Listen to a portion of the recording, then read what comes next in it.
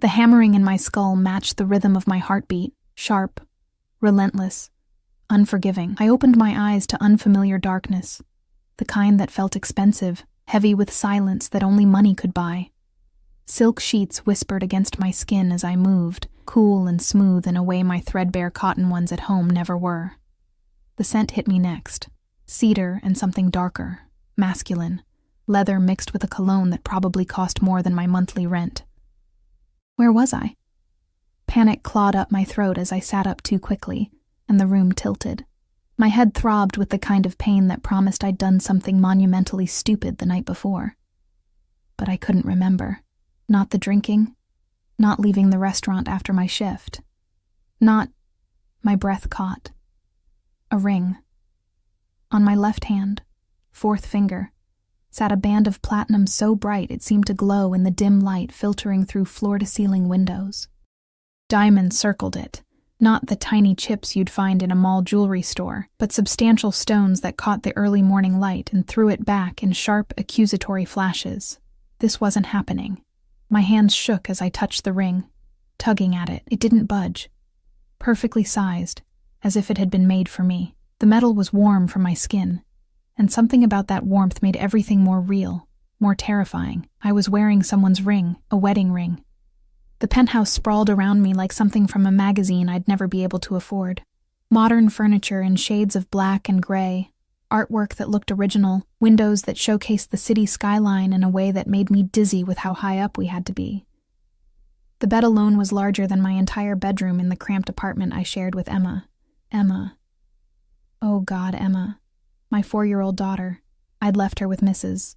Chen next door. Promised I'd be back after my shift at the restaurant ended at 11. What time was it now? My phone. Where was my phone? I scrambled out of the bed, my legs tangling in sheets that probably cost more than my car. The hardwood floor was cold beneath my bare feet as I searched frantically for my clothes, my purse, anything familiar. Instead, I found myself wearing a silk nightgown I'd never seen before, champagne-colored and delicate, with lace that felt like spiderwebs against my skin. Someone had undressed me. Someone had put this on me. Someone had put that ring on my finger. The implications made my stomach turn. I pressed a hand to my mouth, forcing down the nausea, forcing myself to think. The last thing I remembered was finishing my shift, walking to my car in the employee parking lot behind Marcello's. It had been raining. I remembered that. The pavement slick and black, reflecting the neon signs from the street. My uniform had been damp, clinging to my skin, and I'd been counting tips in my head, calculating if I'd made enough to pay the overdue electric bill. Then, nothing. A door opened somewhere in the penthouse, and I froze. Footsteps, multiple sets, moving with military precision. Low voices speaking in tones too quiet to make out words, but loud enough to send alarm bells screaming through my system. I needed to leave. Now. I spotted my clothes folded neatly on a chair near the window, my jeans, my t-shirt, even my bra and underwear, all cleaned and pressed. The careful arrangement of them felt more invasive than if they'd been thrown on the floor. Someone had touched my things, handled them with care that suggested ownership.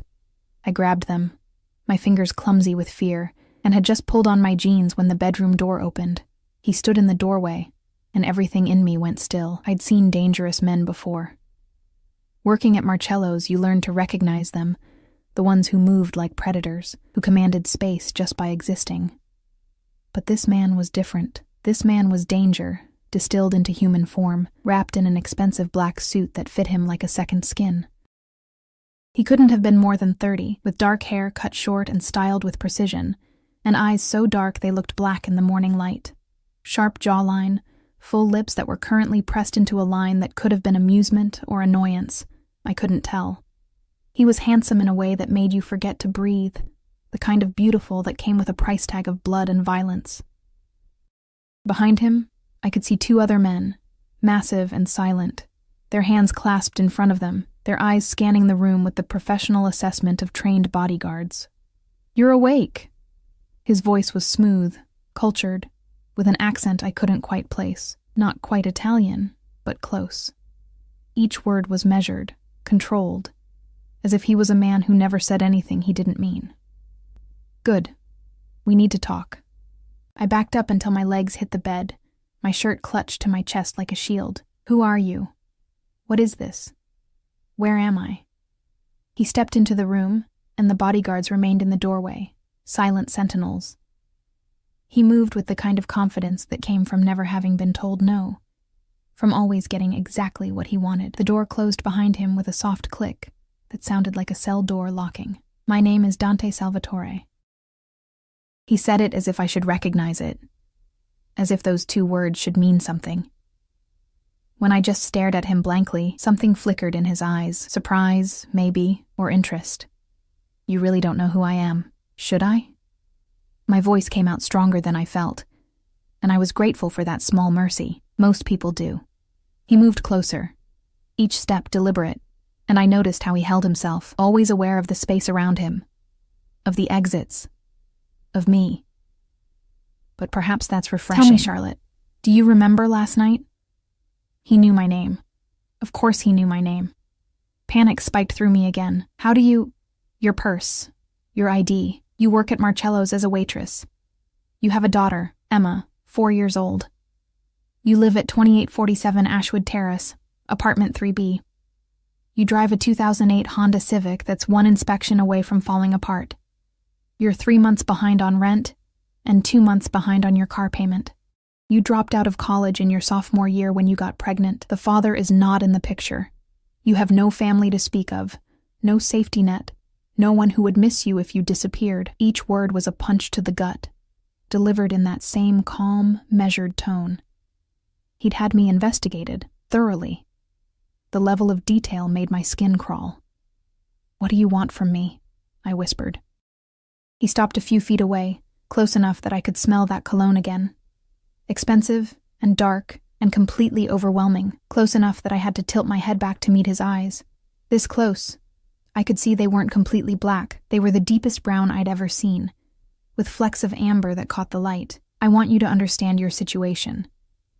He held up his left hand, and I saw it. An identical platinum band on his fourth finger, simple and elegant and terrifying. As of midnight last night, you became my wife. The world tilted. That's impossible. I wouldn't, you did. He lowered his hand, and his gaze dropped to the ring on my finger with something that looked almost like satisfaction. You signed the papers. You said the vows. It's all quite legal, I assure you. I don't remember any of that. My voice was rising, hysteria creeping in at the edges. I don't remember anything after leaving work. No, you wouldn't. He said it so casually, as if drugging someone was just another Tuesday morning activity. Rohypnol is quite effective that way. Don't worry. Nothing inappropriate happened. The marriage was necessary for business reasons. You were simply the most convenient option. I was going to be sick. I was going to collapse. I was going to scream until someone came to help me. But the rational part of my brain, the part that had kept me and Emma alive for 4 years on tips and determination, knew that no one would come, no one would help. Men like this didn't get caught. Men like this made people disappear. I have a daughter, I said, and my voice broke on the words. Please, I have a little girl. She needs me. I have to get back to her. Something shifted in his expression, something too quick to read. He studied me for a long moment, his head tilted slightly, as if I were a puzzle he was trying to solve. Your daughter is fine. Mrs. Chen has been compensated generously for her extended care. Emma believes you took an extra shift at work. He pulled out a phone, one of several I could see in his jacket, and showed me a photo. Emma, asleep in her bed, clutching the stuffed rabbit I'd bought her at a thrift store. The photo was time-stamped less than an hour ago. The message was clear. He could reach her anytime he wanted. You're a monster, I breathed. Yes. He pocketed the phone, unbothered by the accusation. But I'm your husband now, and that affords you certain protections you didn't have before. Protection you desperately need, even if you don't know it yet. I don't need anything from you except to let me go. That's not possible. He moved past me to the window, looking out over the city with the posture of a man who owned it. You see, Charlotte, 3 nights ago, someone stole from me. A significant amount of money and some rather sensitive information.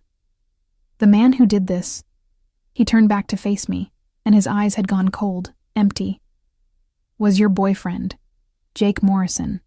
The name hit me like a physical blow. Jake, my ex, Emma's father, the man who'd abandoned us when I told him I was pregnant, who I hadn't seen or heard from in over 3 years. I don't know where he is, I said quickly. I haven't seen him since. I know. Dante's voice was soft, dangerous. He's very good at hiding, but everyone has a weakness, Charlotte. Everyone has something they care about enough to risk everything for. His eyes locked onto mine. You're going to help me find him. I told you. I don't know. He'll come for you. Dante moved closer again, and this time, I had nowhere to retreat. When he learns I've married you, when he learns you're under my protection and my possession, he'll come. Men like Jake, they're predictable that way. They don't care about their children, but their pride, their possessions, that they'll fight for. I'm not anyone's possession. Aren't you? He reached out, and I flinched, but he only took my left hand, his thumb brushing over the ring with a gentleness that somehow made everything worse. His touch was warm, his hands calloused in ways that suggested he was familiar with violence personally, not just by command. This ring says otherwise. The marriage certificate says otherwise. The fact that you're standing in my penthouse, wearing clothes I provided, breathing air I allow you to breathe, that says otherwise.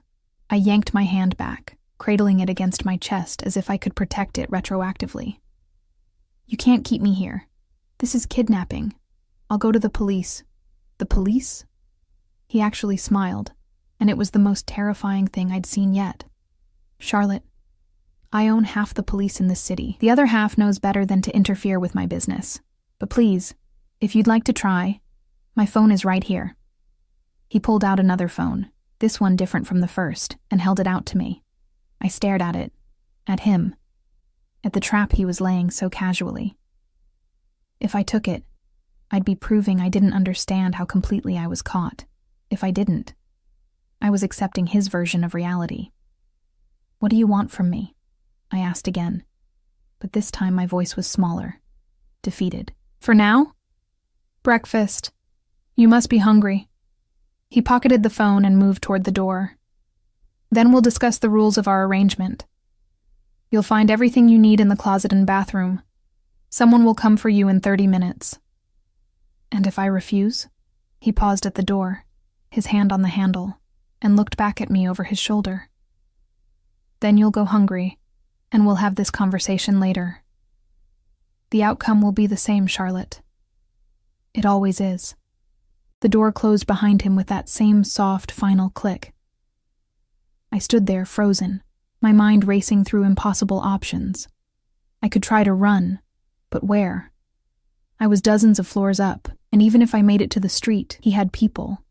He had resources. He had my daughter's location. I could try to fight, but the men outside that door were twice my size and trained to kill.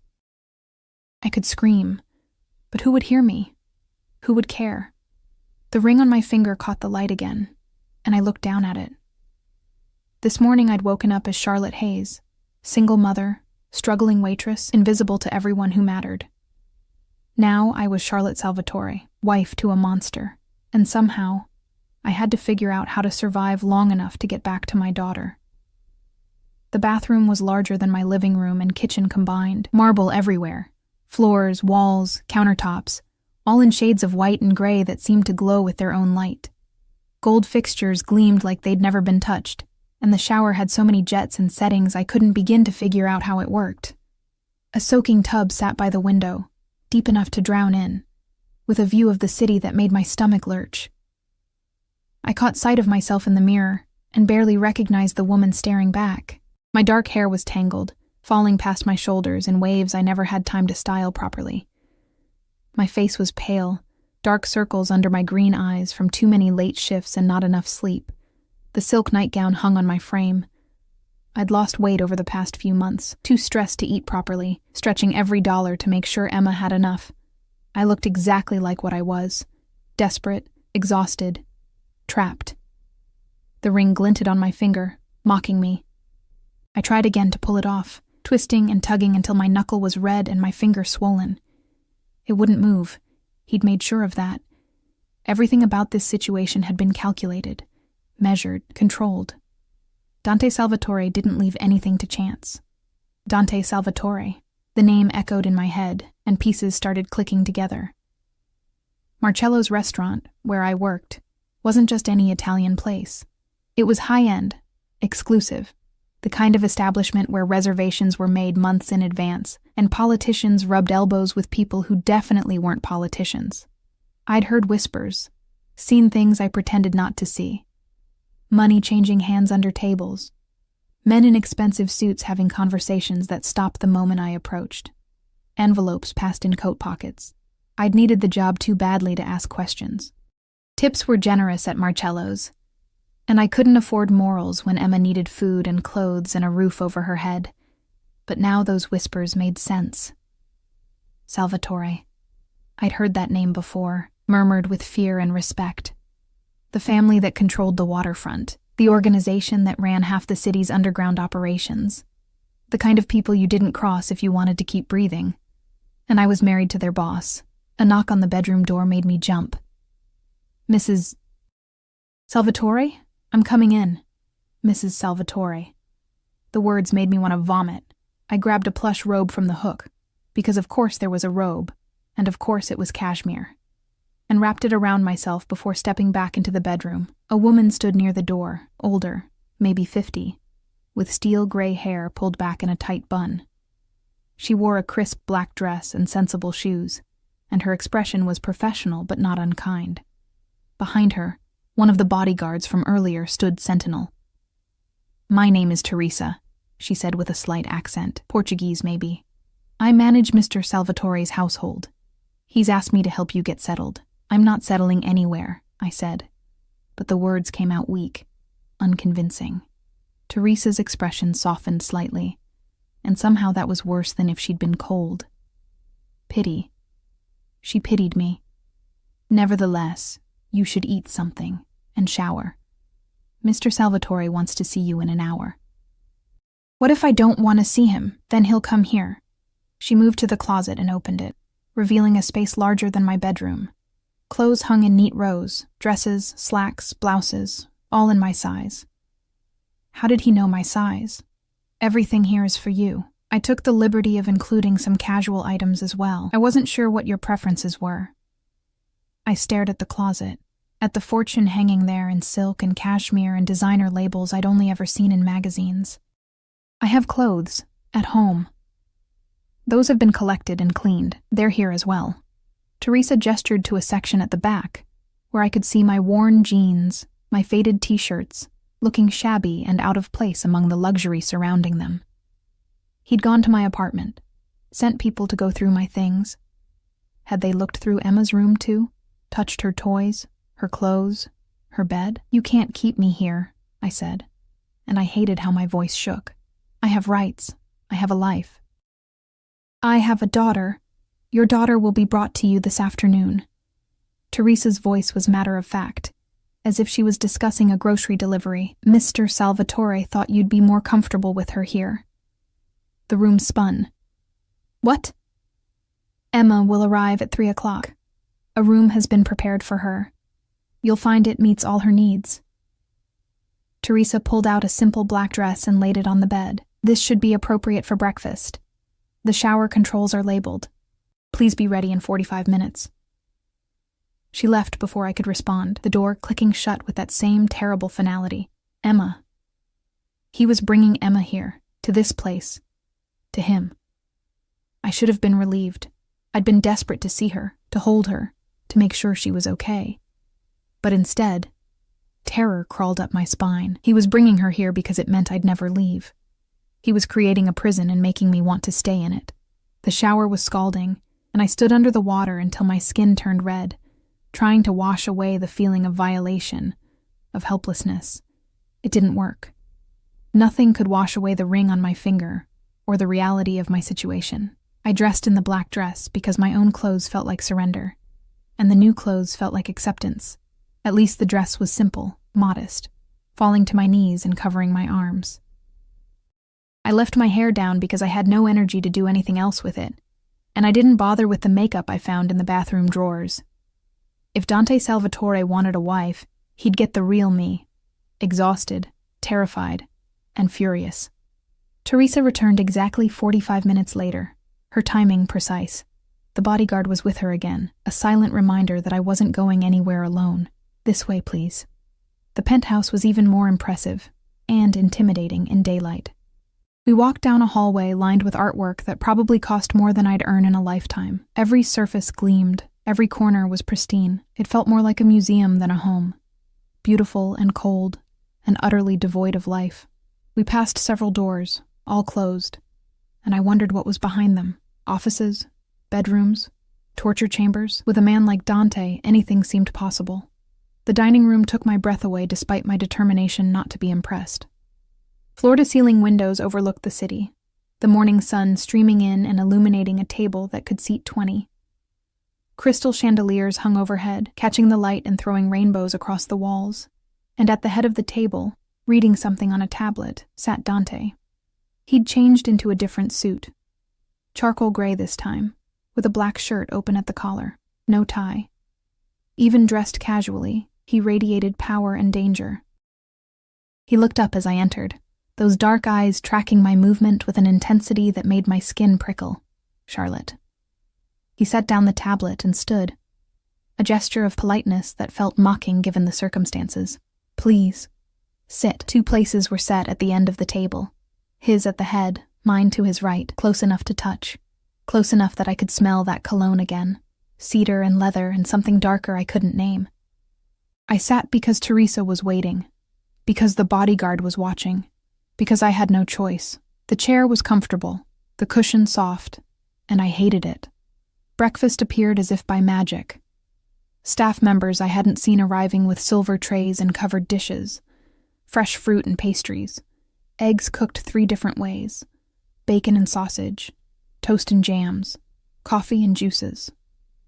Enough food to feed 10 people. The waste of it made my chest tight, thinking about all the nights I'd skipped dinner to make sure Emma had enough to eat. You need to eat, Dante said, his voice conversational, as if we were discussing the weather. You're too thin. Poverty will do that, I shot back. His lips twitched. Amusement or annoyance, I still couldn't tell. Not anymore. You have access to whatever you need now. Clothes, food, anything for your daughter. There's a credit card in your name. No limit. I don't want your money. Nevertheless, you have it. He poured coffee into my cup. Black. The way I took it at work. Of course he'd know that too. Eat, Charlotte. We have much to discuss, and I prefer you conscious for it. I picked up a piece of toast because my stomach was eating itself, and because I needed strength to fight, even if I didn't know how yet. The bread was fresh, still warm, buttery and perfect. I hated that it tasted good. Dante watched me eat with that same unsettling focus, as if cataloging every bite, every movement. He barely touched his own food, instead studying me the way a scientist might study an interesting specimen. Tell me about Jake, he said finally. I nearly choked on the toast. What? Jake Morrison, your ex, Emma's father. Tell me about him. Why would I help you find him? Because the alternative is worse. He said it calmly, but there was steel underneath the words. Jake stole from me. That requires a response. The only question is how much collateral damage there will be. If you help me find him quickly, that damage can be minimized. What kind of damage? His eyes held mine, the kind that involves people he might still care about. You. His daughter. Anyone he's been in contact with over the past 3 years. Nausea rose in my throat. You'd hurt Emma? I'd never hurt a child. The words were sharp, offended, as if I'd insulted him. But Jake doesn't know that. And men make interesting choices when they believe their children are in danger. She's not his child, not really. He never wanted her. He left the moment I told him I was pregnant. Yes, I know. Dante leaned back in his chair, his long fingers drumming once on the table, the only sign of impatience I'd seen. But he's been watching you, both of you. Did you know that? My blood went cold. What? For the past 6 months, someone's been monitoring your apartment, your work schedule, Emma's daycare. I assumed it was one of my competitors at first, trying to find leverage. But when the theft happened, I had my people dig deeper. He pulled out one of his phones and showed me a series of photographs, me leaving for work, Emma playing at the park, our building. All taken from a distance, surveillance style. Jake's been keeping tabs on you, planning something. The theft was just the beginning. I couldn't breathe. All this time I'd thought we were safe. Anonymous. Invisible. But Jake had been watching. And now Dante was watching. We were trapped between two monsters. And I had no idea which one was worse. What did he steal? I asked, my voice barely a whisper. Money. 5 million in cash. But more importantly, information. Client lists. Transaction records. Details about shipments and operations. Dante's jaw tightened. Information that could destroy my business and get a lot of people killed if it falls into the wrong hands. Your ex-boyfriend has become a very dangerous man, Charlotte. He was always dangerous, I said bitterly. Just in smaller, meaner ways. Something flickered in Dante's expression. Curiosity, maybe. He hurt you. It wasn't a question, but I answered anyway. Not physically. Jake was too smart for that. He just had a way of making you feel worthless, small, like you deserved whatever scraps he threw your way. I looked down at my coffee, at the ring glinting on my finger. And then he left. And honestly, that was the kindest thing he ever did. And yet you never reported him for child support. Never tried to track him down, because I know men like Jake, they don't let go of things they consider theirs. As long as he stayed away, Emma was safe. I met Dante's eyes. Now you've painted a target on us. If he comes for you, we're in the crossfire. No. The word was absolute, final. You're under my protection now. Anyone who touches you answers to me. That includes Jake. Your protection? You kidnapped me. You drugged me and married me without my consent. You're using me as bait to catch my ex-boyfriend. That's not protection. That's slavery. Dante's eyes went dark, dangerous, and I saw it then. The violence he kept leashed, the capacity for cruelty that made him who he was. For a moment, I thought I'd gone too far, that I'd triggered something that couldn't be taken back. But then he smiled, and somehow that was more terrifying. You have spirit, he said softly. Good. You'll need it. He stood, towering over me, and extended his hand. Come. I want to show you something. I didn't take his hand. What if I refuse? Then Marco will carry you, and you'll be embarrassed in front of the staff. Your choice. I stood on my own, ignoring his offered hand, following him because the alternative was worse. We walked through the penthouse, past more rooms with closed doors, until we reached an office. He opened the door and gestured for me to enter. The room was all dark wood and leather, with bookshelves lining the walls, and a massive desk facing more of those floor-to-ceiling windows. But what drew my eye was the wall to the left, covered in photographs, documents, maps. Red string connecting various points like something from a crime show. At the center of it all was a picture of Jake. This is what I know about your ex, Dante said, moving to stand beside me. Too close. Always too close. 3 years ago, he was working small-time cons. Identity theft, credit card fraud, nothing sophisticated. Then he disappeared for 2 years. When he resurfaced 6 months ago, he was different, trained, connected. He'd been recruited by someone, I don't know who yet, and turned into something more dangerous. I stared at Jake's face. He looked different than I remembered, harder, colder, but the eyes were the same, those pale blue eyes that had once made me feel special, wanted, before I learned they only saw prey. Why would someone recruit him? Because he has connections to me, whether he knew it or not. Dante pointed to another photograph, Marcello's restaurant. He knew you worked there. He knew you'd have access to certain areas, certain information. I think he was planning to use you somehow, before I complicated things.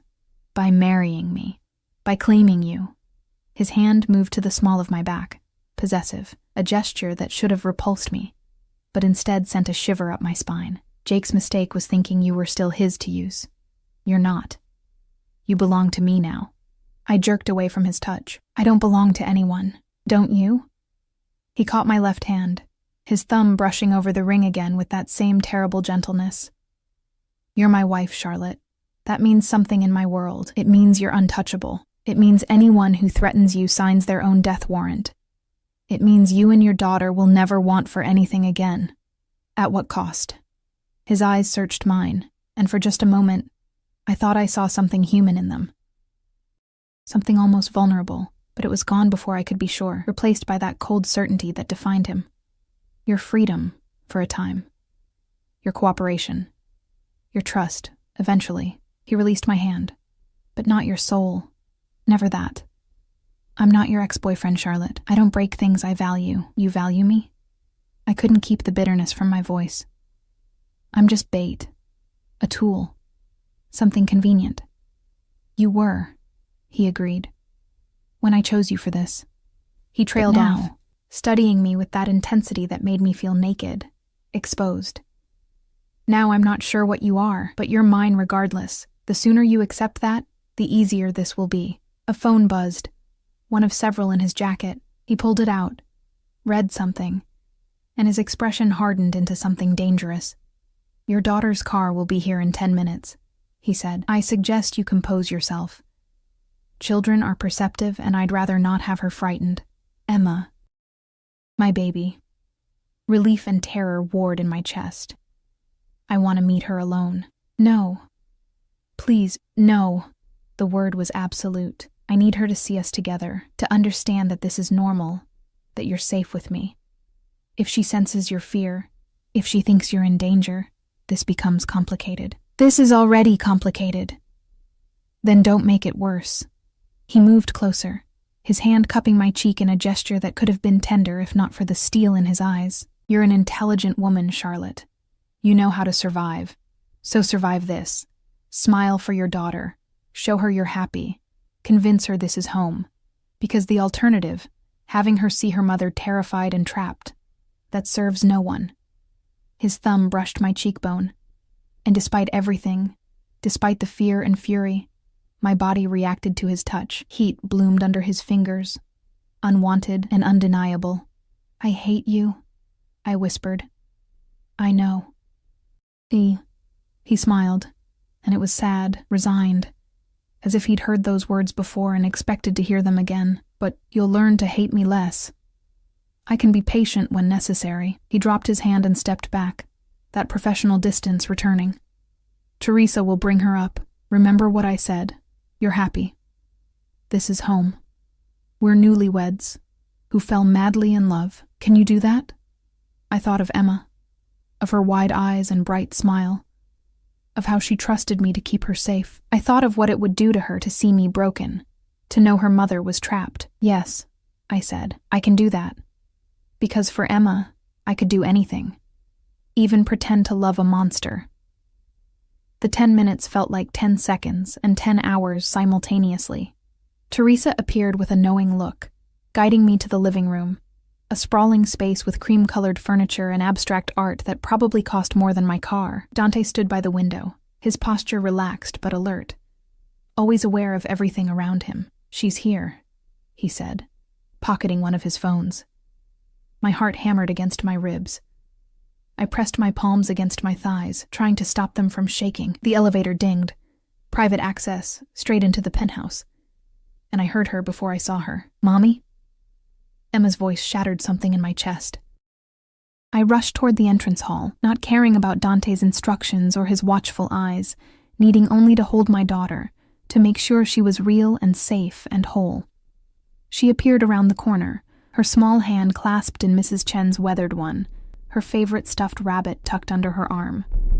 When she saw me, her face lit up with that pure, uncomplicated joy only children possess. Mommy, she released Mrs.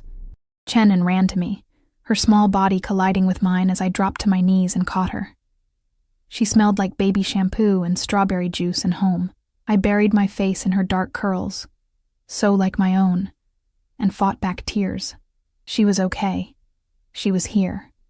She was safe. I missed you so much, baby, I whispered, holding her tight enough that she squirmed. Mrs. Chen said you had to work extra, Emma said against my shoulder, but she let me have ice cream for breakfast, so it was okay. I pulled back to look at her, drinking in every detail. Her green eyes, My eyes sparkled with excitement. She wore her favorite purple dress, slightly wrinkled, and her sneakers had a new scuff on the toe. She was perfect. She was everything. "I'm sorry I was gone," I said, brushing her hair back from her face. "But I'm here now.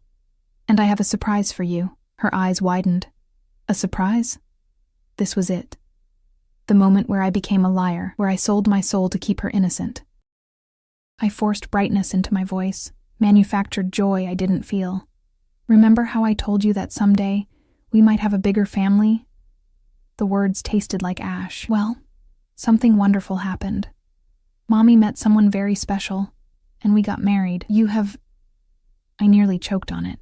"You have a new daddy." Emma's face scrunched in confusion. "A daddy?" "That's right, princess." Dante's voice came from behind me, warm and gentle in a way I hadn't heard before. I turned, Emma still in my arms, and watched him approach.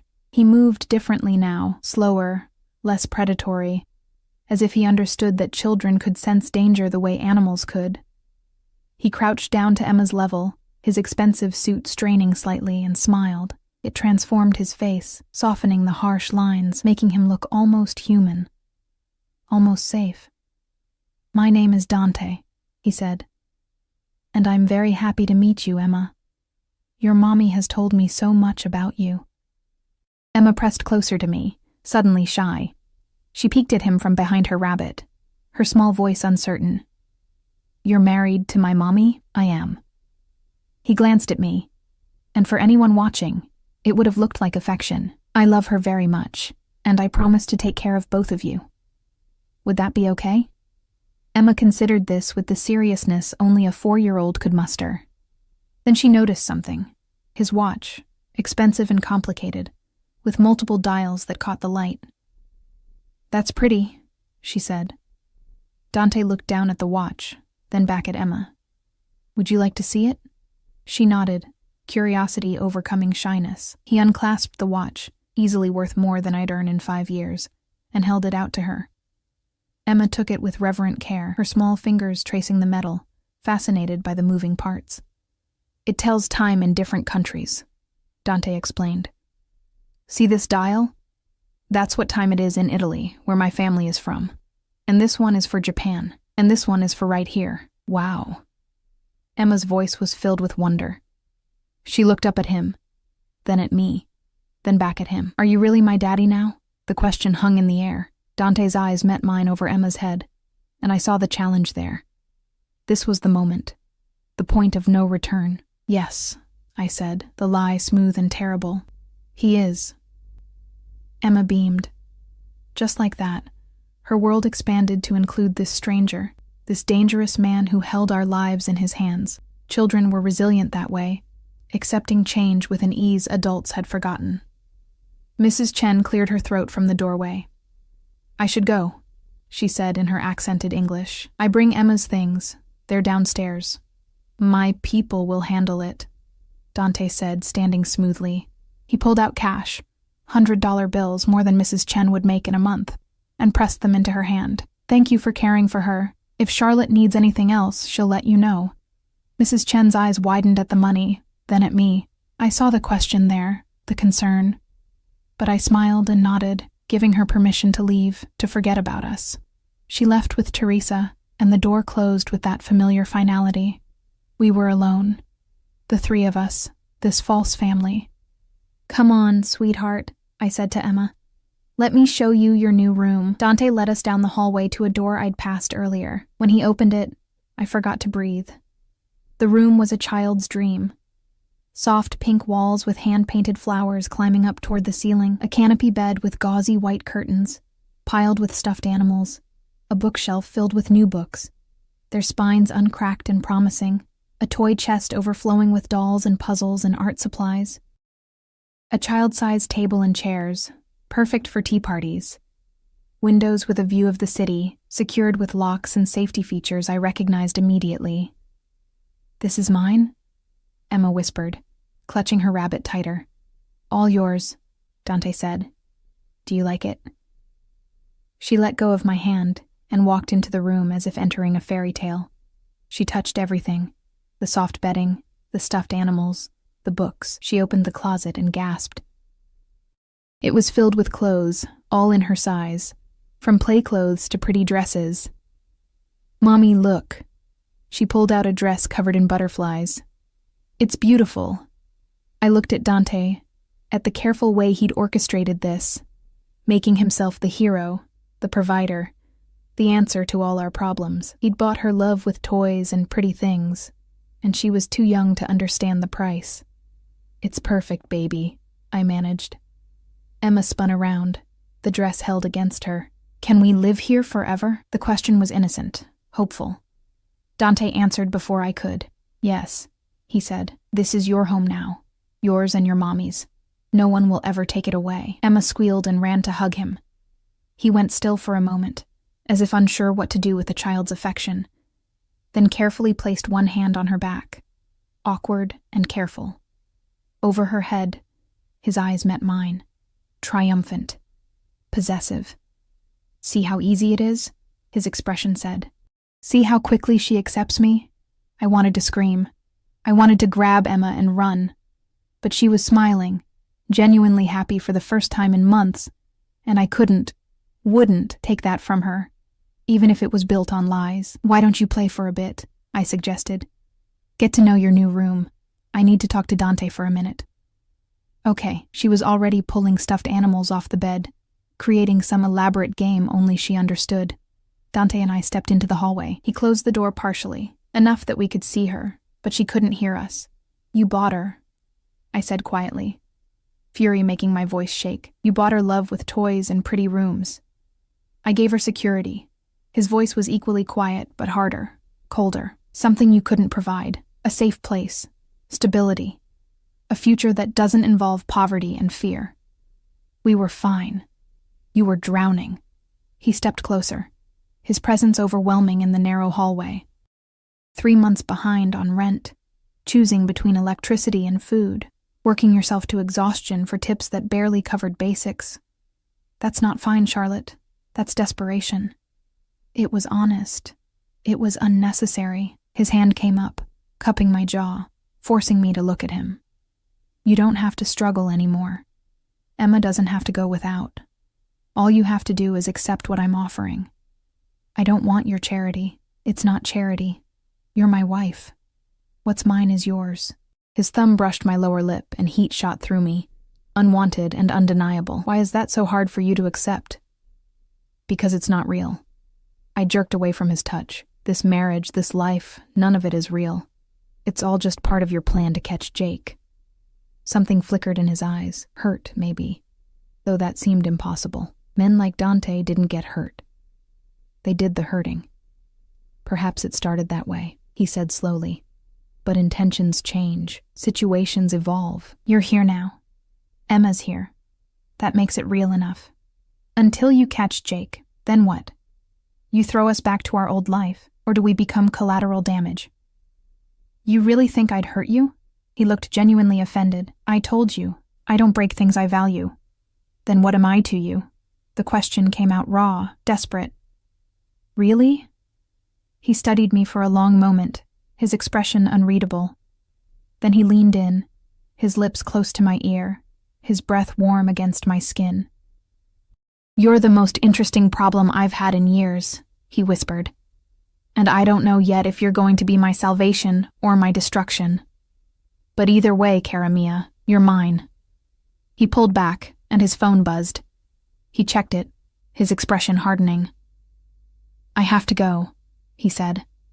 "Business that can't wait. Marco will be stationed outside. Teresa will help you and Emma settle in. Don't try to leave." "Or what?" "Or I'll have to bring you back. And neither of us wants that." He started to walk away, then paused. "There's a phone in the bedroom. My number is programmed in. If you need anything at all, call me, day or night. I won't need you." He smiled, sad and knowing. "You will. Sooner than you think." He left, and I stood in the hallway, my heart racing, my mind spinning. Through the partially open door, I could hear Emma singing to herself, happy and innocent, and completely unaware that our entire world had shifted on its axis. I touched the ring on my finger, feeling its weight, its permanence. Mrs. Salvatore, Dante's wife, the bait in a trap I didn't understand. And despite everything, despite the fear and fury and violation, some small, treacherous part of me wondered what it would be like if this were real, if a man like Dante actually wanted me for me, not for what I could give him or how I could serve his purposes. That part of me was dangerous. That part could get us killed. I pushed it down, buried it deep, and went back into Emma's room to play with my daughter while I still could. 3 days passed in a strange, surreal blur. Emma adapted with the frightening ease of childhood. Her laughter echoed through the penthouse as she explored her new world. The playroom Teresa showed us on the second day, the library with its rolling ladder and thousands of books, the kitchen where the chef let her help make cookies. She called Dante Daddy, without hesitation now. And each time the word left her lips, something in my chest cracked a little more. I watched her bloom in this golden cage and hated myself for the relief I felt. No more counting pennies, no more skipping meals, no more lying awake at night wondering how I'd make rent. Emma had everything she needed, everything I'd never been able to give her, and all it cost was my freedom and my soul. Dante was gone most of those 3 days. Business, Teresa said vaguely, as if that explained the armed men coming and going at odd hours. The hushed phone conversations in Italian, the tension that seemed to vibrate through the penthouse walls.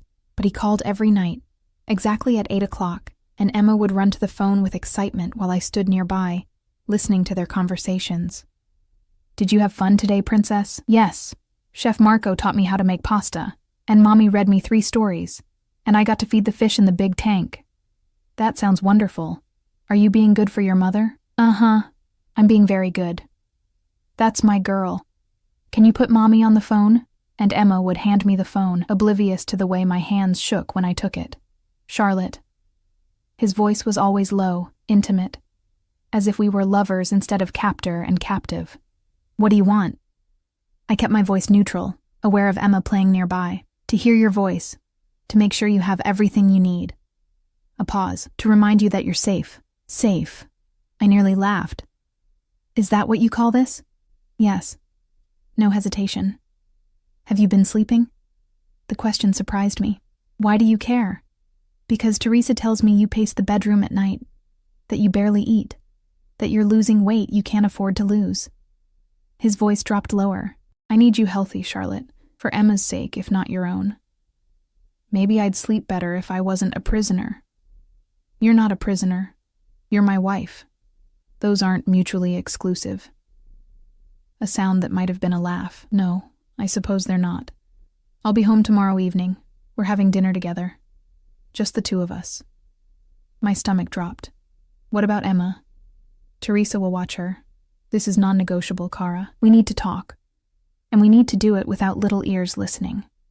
He hung up before I could argue. The next day crawled by with agonizing slowness. Emma sensed my tension and became clingy, following me from room to room, asking if I was okay, if I was happy, if I liked our new home. I lied to her with a smile that felt like glass cutting my face. Teresa appeared at 5 o'clock with another dress. This one deep emerald green, elegant and form-fitting in a way that made me uncomfortable. "Mr. Salvatore requested you wear this tonight. I'm not his doll to dress up." Teresa's expression softened with something like sympathy. "No, you're his wife. There's a difference. The dress is beautiful, and it will make you feel beautiful. Sometimes that's armor enough." I wanted to refuse, to wear my old jeans and a t-shirt just to spite him. But Teresa was right. I needed armor tonight, even if it came in silk and designer labels. The dress fit perfectly, hugging my curves in ways my usual clothes never did. I'd gained a little weight back over the past 3 days. Teresa made sure I ate, watching me with the determination of a mother hen. And it showed in the way the fabric draped. I looked like someone else in the mirror. Someone confident and elegant, and completely unlike the exhausted waitress I'd been a week ago.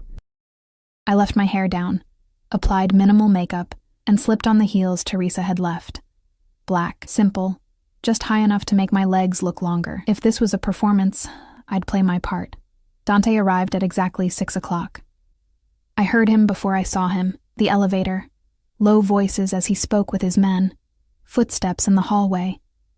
Emma ran to greet him, and I followed more slowly, my heart hammering against my ribs. He was removing his suit jacket when we entered the living room, his movements precise and controlled.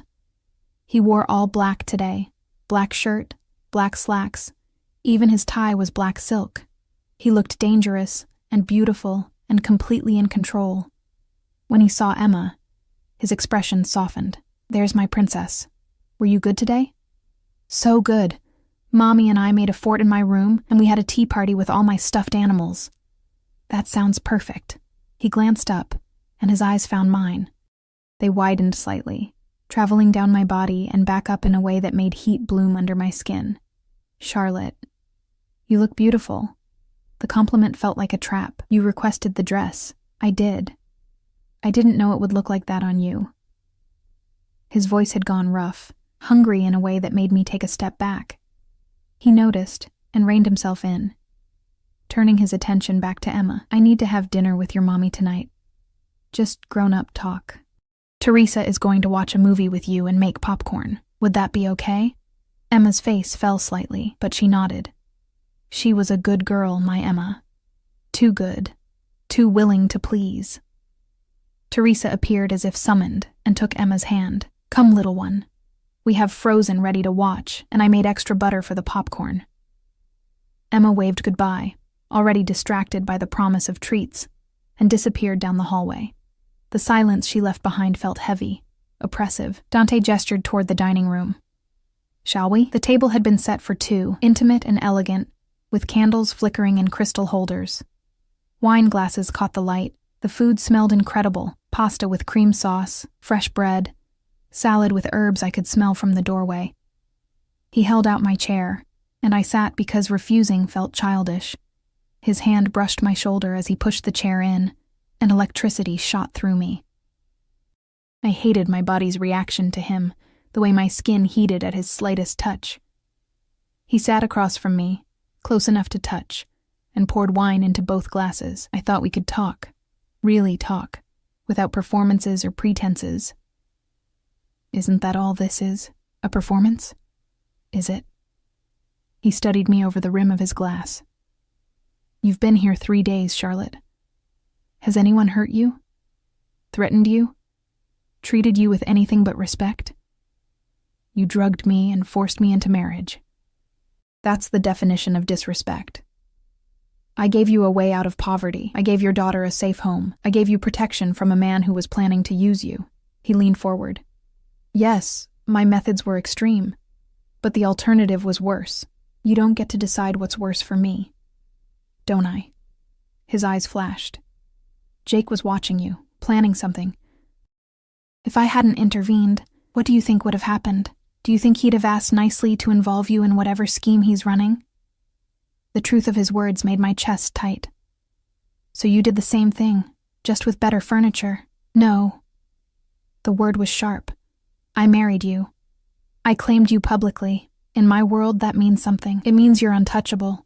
It means anyone who wants to hurt you has to go through me first. And trust me, Kara, very few people are willing to do that. Because you're a monster. Because I'm effective. He took a sip of wine, never breaking eye contact. There's a difference. Monsters act without purpose. Everything I do has a reason. And what's your reason for keeping me here? Really? He set down his glass, his expression shifting into something more vulnerable, more human. At first, bait. You were convenient. Connected to Jake, but distant enough that using you wouldn't cause immediate blowback. The marriage was meant to draw him out, to make him sloppy with rage, and now? Now. He paused, as if choosing his words carefully. Now I'm not sure what you are. You're not what I expected. You're stronger than I anticipated. More resilient. You fight me at every turn, but you do it intelligently, carefully, always thinking of Emma first. That's rare. That's valuable. I'm not valuable. I'm just a mother protecting her child. That's exactly what makes you valuable. He reached across the table, his hand covering mine before I could pull away. His touch was warm, his palm calloused. I grew up in this world, Charlotte. Violence and betrayal and people who'd sell their own mothers for the right price. Loyalty is rare. Love is rarer. Watching you with Emma, the way you'd burn down the world for her. That's something I understand. Something I respect. I stared at our joined hands, at the matching rings. You respect me so much you took away my choice. I gave you choices you didn't have before.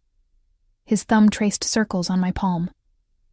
Stay with me, and Emma grows up safe, protected, with every opportunity you never had.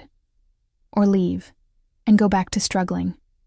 Always looking over your shoulder, wondering when Jake will show up, because he will, Charlotte. With or without me, he's coming for you. Why? What could I possibly have that he wants? Dante's expression darkened. Information, maybe. Revenge. Or maybe he's finally realized what he lost when he walked away from you. His grip tightened slightly. Men don't always appreciate what they have until someone else takes it. The possessiveness in his voice should have terrified me. Instead, it sent heat pooling low in my stomach. I pulled my hand back, needing distance, needing to think. This isn't real, I said, but my voice lacked conviction. You don't know me. I don't know you. We're strangers playing house, are we? He stood, moving around the table with that predatory grace. He stopped behind my chair, his hands resting on my shoulders. I could feel his heat, smell that cologne that was becoming familiar. I know you take your coffee black with 2 sugars. I know you hum when you're nervous. I know you check on Emma 3 times every night before you can sleep. I know you're afraid of heights, but you stand by the windows anyway because you won't let fear control you. His hand slid down my arms, leaving trails of fire. I know you're exhausted and terrified and furious, but you smile for your daughter because you won't let her see you break. I know you're stronger than you believe you are. And I know, his voice dropped to a whisper against my ear, that when I touch you, your pulse races exactly like it's doing right now. I should have pushed him away, should have told him to stop, to leave, to never touch me again. But my body betrayed me, leaning into his warmth, craving the contact I'd been starved for since long before Jake left. This is wrong, I whispered. Is it? His lips brushed my ear, not quite a kiss. You're my wife. I'm your husband. What's wrong about wanting each other? Everything. All of it. But I didn't move away. Then tell me to stop. His hand settled on my waist, holding me gently, giving me room to escape. Tell me you feel nothing, that this is just fear and anger. Lie to me, Charlotte. I dare you. I couldn't. God help me. I couldn't. Because somewhere between the terror and rage, between the forced smiles and careful performances, something had shifted. I'd watched him with Emma, seen the careful way he gentled himself around her. I'd seen the respect his people showed him. Not just fear, but genuine loyalty. I'd seen the way he looked at me when he thought I wasn't watching, hungry and possessive and something softer I couldn't name. He was a monster, a criminal, a man who'd stolen my freedom and called it protection. But he was also the only person in years who'd seen me as more than invisible, who'd looked at my poverty and exhaustion and said, "You deserve better," who'd given my daughter everything I'd ever wanted for her, and that made him the most dangerous thing of all. I can't do this, I said, but I didn't pull away. Then don't. His arms wrapped around me from behind, holding me against his chest. Just sit with me, have dinner, talk, nothing more. I can be patient. Why? Because you're worth the wait. We stayed like that for a long moment, his arms around me, my heart racing, the candles flickering between us. And for the first time since waking up in his penthouse, I let myself wonder, what if this could be real? 2 weeks passed, and the lines between performance and reality blurred until I couldn't tell where one ended and the other began. Dante came home every evening at 6.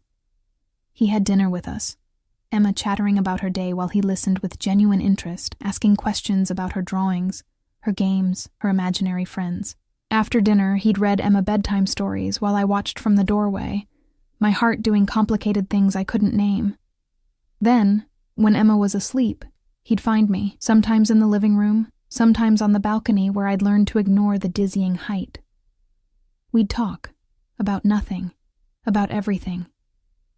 He told me about growing up in his family, about learning the business from his father, about the violence he'd witnessed and committed. I told him about Emma's birth, about the terrifying joy of holding her for the first time, about the desperation of trying to survive alone.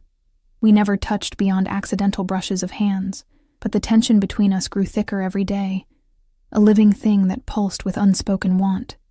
And Jake hadn't surfaced, not a whisper, not a sign. It was as if he'd vanished completely. "He's waiting," Dante said one night. We were on the balcony, the city lights spreading below us like fallen stars, watching, planning. He knows I have you now, and he's trying to figure out his next move.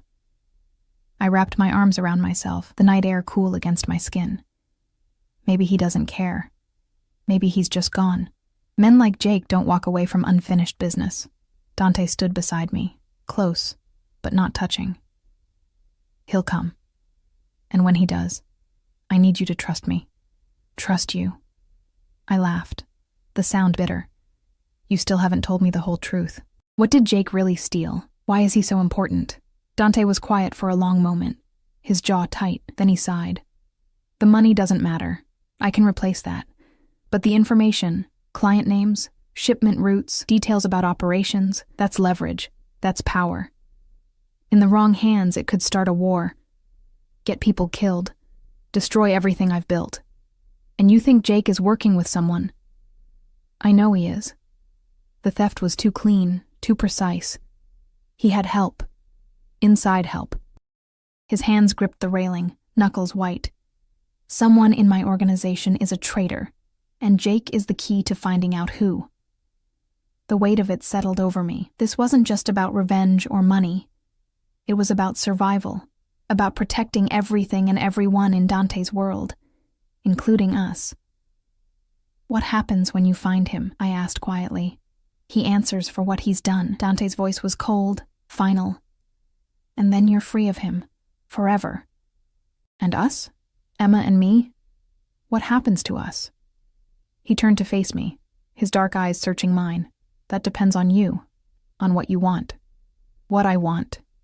The question felt absurd. I never had a choice. "You have one now." He stepped closer, his hand coming up to cup my face. "Stay with me. Not because you have to, not because I'm forcing you, but because you want to. Be my wife in truth, not just in name. Let me give you and Emma the life you deserve." My breath caught. "Dante, I know I did this all wrong. I know I took your choice away, that I'm asking you to accept the unacceptable. But these past 2 weeks," his thumb brushed my cheekbone, "I've seen who you really are. Your strength, your love for Emma, the way you refuse to break no matter how hard I push. And I want that. I want you. Not as bait, not as a convenient tool, but as mine. Really mine. You're asking me to choose my jailer. I'm asking you to choose your partner." His other hand settled on my waist, pulling me closer. "I can give you everything, Charlotte. Safety, security, a future for Emma. But more than that, I can see you. Really see you. Not the exhausted waitress, not the struggling single mother, but the woman underneath, the one who's brilliant and fierce and deserves so much more than she's been given." I should have said no, should have pushed him away, but his words touched something deep inside me, something that had been starving for years. To be seen, to be valued, to be wanted for more than what I could provide. "This is insane," I whispered. "Yes." He leaned closer, his forehead resting against mine, but sometimes insanity is the only rational response to an irrational world. His lips brushed mine, tentative, asking permission. And instead of pulling away, instead of slapping him and screaming that this was wrong, I closed the distance between us. The kiss was electric. His lips were soft but demanding, coaxing mine open with practiced skill. His arms wrapped around me, pulling me flush against him, and I melted into his heat. It had been so long since anyone had touched me like this, wanted me like this, and my body responded with a desperation that should have shamed me. But shame was impossible when his hands tangled in my hair, when his tongue slid against mine, when he groaned into my mouth like I was everything he'd ever wanted. We broke apart, both breathing hard, and he rested his forehead against mine. "Stay," he whispered. "Choose me. Choose this. I promise you won't regret it." Before I could answer, his phone rang. The sharp tone that meant emergency. He cursed in Italian, pulling it out and checking the screen. His entire body went rigid. "What is it?" I asked. "Jake." The word was cold, deadly. "He just made contact. He wants to meet." My blood turned to ice. "When?" "Tomorrow night. Neutral territory." Dante's eyes met mine, and I saw the predator in them, the dangerous man beneath the careful facade. "He's asked for you to be there." "Absolutely not. I know. Which is why you'll stay here, protected, while I handle this." His hands gripped my shoulders. "I need you to trust me. Can you do that?" Could I? Could I trust the man who'd kidnapped me, forced me into marriage, upended my entire world? The same man who'd given my daughter everything she needed, who kissed me like I was precious, who looked at me as if I mattered? "Yes," I heard myself say. "I trust you." The next evening felt like walking through a nightmare. Dante left at sunset, surrounded by his men, armed and dangerous and utterly focused. He kissed Emma goodnight, then pulled me into his arms and kissed me like it might be the last time. "I'll come back," he promised against my lips. "I always come back."